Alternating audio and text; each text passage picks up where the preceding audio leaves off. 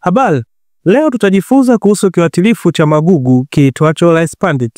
Kiuatilifu hiki huangamiza magugu yanayoanza kuota na kabla hayajaota kwenye mashamba ya mpunga. Rice Pandit ina mchanganyiko wa viambata viwili.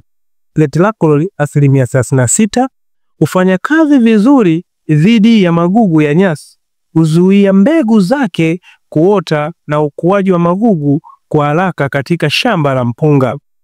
Benzaflon methyl 10%, huua magugu mengi ya majani mapana na magugu ya majani membamba yakiwa na jani moja hadi mawili au magugu yakiwa machanga. Mashamba ya Rice Pandit hutumika kwenye mashamba ya mpunga wa kupandikiza.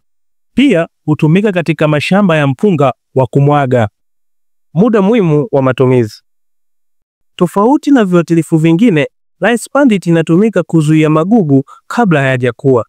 Inafaa sana kutumika kati ya siku 7 mpaka 14 baada ya kupanda mpunga shambani au kuhamisha miche ya mpunga.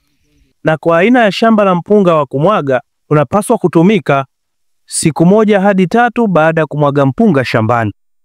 Tumia kipimo kulingana na ukubwa wa magugu. Kwa udhibiti wa magugu kwenye maeneo yenye magugu madogo au udhibiti wa kawaida, tumia gramu 60 kwa lita 15 hadi lita 20 za maji. Kwa udhibiti wa magugu kwenye maeneo yenye historia ya magugu mengi au magugu yanayokuwa haraka, tumia gramu 80 kwa lita 15 hadi lita 20 za maji. Ukitumia Rice Pandit, utaanza kuona matokeo ndani ya siku 7 hadi siku 21.